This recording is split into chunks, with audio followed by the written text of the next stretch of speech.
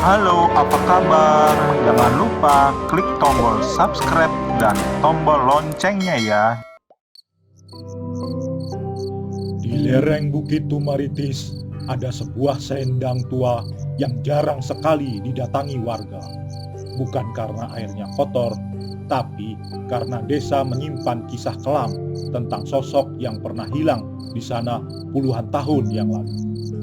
Malam itu, keluarga Punakawan tanpa sengaja terlibat dalam misteri yang sudah lama terkubur.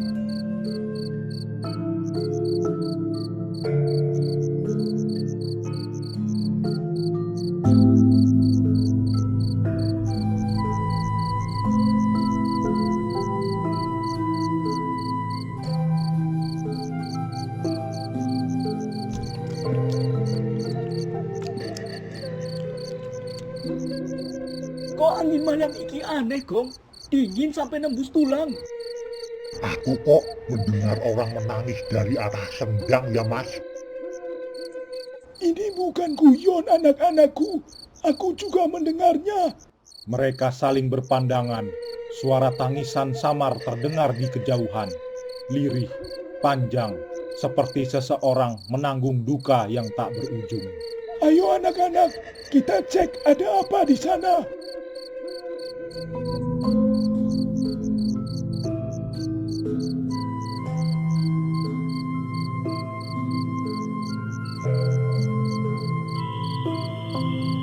Dalam perjalanan ke sendang itu, mereka melewati pematang sawah.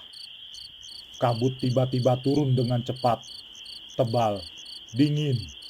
Hanya tinggal suara katak dan angin melewati dedaunan. Reng, yuk kita pulang saja.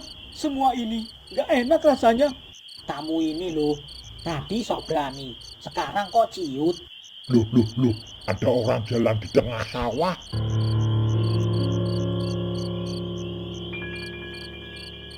Di kejauhan terlihat siluet perempuan berambut panjang. Bajunya lusuh, berjalan pelan dengan kepala tertunduk. Jangan pada mendekat, di sini saja semuanya. Mereka semua berdiri diam, menahan napas. Perempuan itu mendongakkan wajahnya. Tapi wajahnya rata, tanpa mata, tanpa hidung, tanpa mulut. Hanya kulit pucat, licin memantulkan cahaya bulan. Astaga, itu apa, Tama? Perempuan itu berhenti, lalu perlahan menghadap mereka, meski tak punya mata. Tiba-tiba, dari arah belakang mereka, terdengar langkah kaki lari cepat sekali, seperti seseorang sedang mengejar sesuatu. Romo, ada yang lagi lari kemari. Dari sisi belakang, sosok lain muncul, makhluk bongkok dengan gigi tajam dan lidah menjulur panjang sampai pinggang. Tubuhnya bergetar seperti kedinginan. Aku tidak bisa bergerak. Kakiku kaku, Mo. Jangan lihat mata mereka, jangan lihat. Tapi Petruk terlambat, dia menatap mata kosong dari perempuan itu. Sekejap kemudian, Tolong aku, Mo.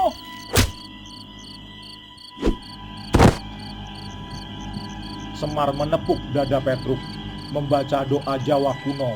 Tarikan tak terlihat itu akhirnya terlepas.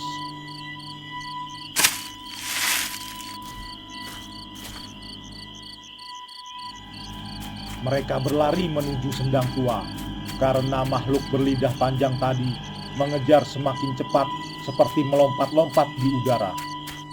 Sementara itu, perempuan yang menangis melayang berubah menjadi jeritan panjang yang menggema di langit-langit.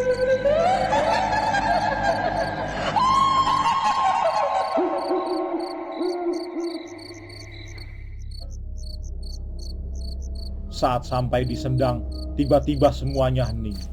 Airnya hitam, pekat, tak bergerak. Reng, Gong, Truk, kalian bertiga jangan mendekat. Ada yang belum selesai di sini. Maksudnya apa, Mo? Seseorang mati tenggelam di sini. Belum ketemu jasadnya. Arwahnya belum tenang. Semar memejamkan mata, merasakan hawa goib.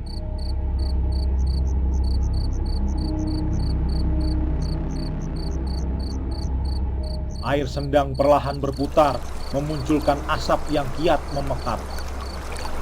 Kabut menipis dan muncul bayangan perempuan yang sama, namun wajahnya kini terlihat lengkap. Ia pun menangis sambil memeluk lutut. Aku ora iso mulih, aku ora iso metu, aku dikurung kawit kuwi. Ia menunjuk ke belakang mereka. Ketika punakawan menoleh, sosok bongkok berlidah panjang tadi berdiri hanya sejengkal dari wajah Petruk. Romo Semar. Sosok itu pun berteriak. Kembalikan dia. Angin puting beliung kecil muncul dari tengah sendang. Air memercik seperti dipukul kekuatan yang besar. Petruk dan Gareng terduduk dan hampir terjatuh ke dalam air. Menengok. Semar mengangkat tangan, memancarkan cahaya kuning dari telapaknya. Makhluk itu pun mundur sambil meringis. Makhluk tua itu melompat tinggi, lalu turun sambil mengayunkan kuku panjangnya kepada Semar. Semar menahan serangan itu dengan tangan kosong. Tubuhnya tidak bergerak sedikit pun. Kowe wis nyekel arwah wong ora salah. Iki waktu kanggo ngecuke.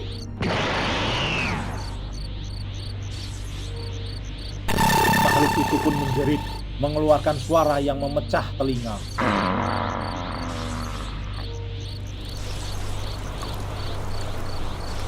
Lalu dari dalam sendang muncul banyak tangan hitam keluar, meraih tubuh makhluk itu, menariknya perlahan-lahan. Dia pun meronta seperti binatang yang terluka. Jangan, dia begitu.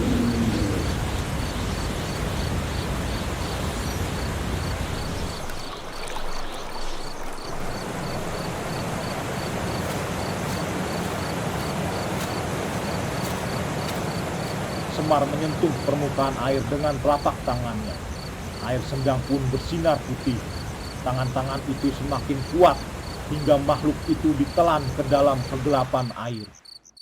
Suara jeritannya memudar, lalu hilang. Perempuan yang tadi menangis pun berdiri, mendekati Semar. Matur nuwun, sampun mepaski aku, Mbah. Ia tersenyum, wajahnya damai. Lalu perlahan tubuhnya berubah menjadi kabut putih dan naik ke langit malam.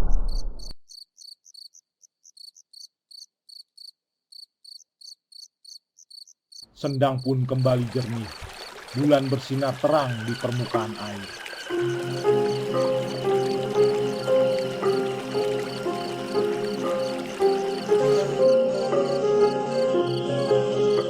Dalam perjalanan pulang itu,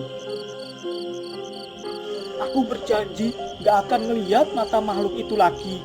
Aku juga ya mau nek tengok sendang, aku mending delok kasur wae. Semua ini adalah pelajaran. Di desa ini tidak semua yang terlihat tenang itu benar-benar tenang.